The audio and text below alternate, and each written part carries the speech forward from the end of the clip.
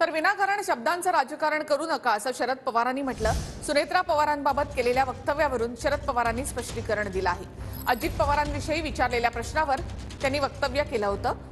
मी कायमच महिलांचा सन्मान केलेला आहे असं शरद पवार यांनी म्हटलं।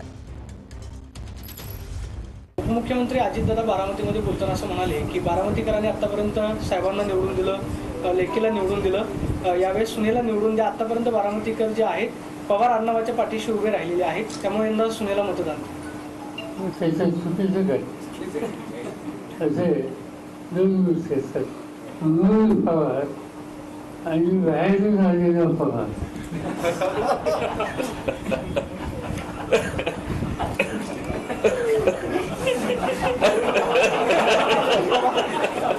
मी तसं बोललेलं नव्हतो। मी जे बोललो होतो प्रश्न काय विचारला, प्रश्न तिथं अजित पवारांनी काही भाषण केलं। त्यांच्या भाषणात त्यांनी सांगितलं की मला निवडून दिलं, मला म्हणजे त्यांना स्वतः निवडून दिलं, ताईंना निवडून दिलं, आता सुनेला निवडून द्या। आणि देत असताना त्यांनी आणखीन काही वाक्य वापरले।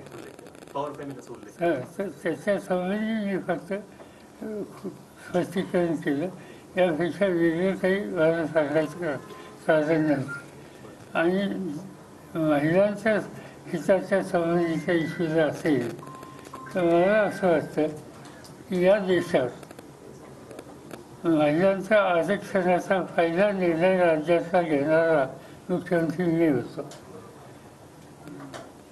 शासकीय सेवेमध्ये त्यांना एक विशिष्ट आरक्षण द्यायचा निर्णय माझा होता। मला केंद्र सरकारमध्ये मी संरक्षण मंत्री असताना तिन्ही दलामध्ये मुलींना सहभागी करून घ्यायचा निर्णय माझा होता। त्यामुळे असे अनेक निर्णय आहेत की त्या निर्णयामध्ये महिलांना सन्मान आणि प्रतिष्ठा मिळेल याची काळजी घेण्याची भूमिका मी घेतली।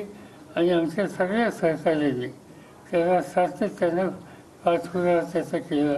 आणि हे घडल्यामुळं आम्हा लोकांचे या महिलांच्याकडे बघायचा दृष्टिकोन किती समंजसपणाचा आणि पाठपुरावा करण्याचा आहे हे स्पष्ट होतं।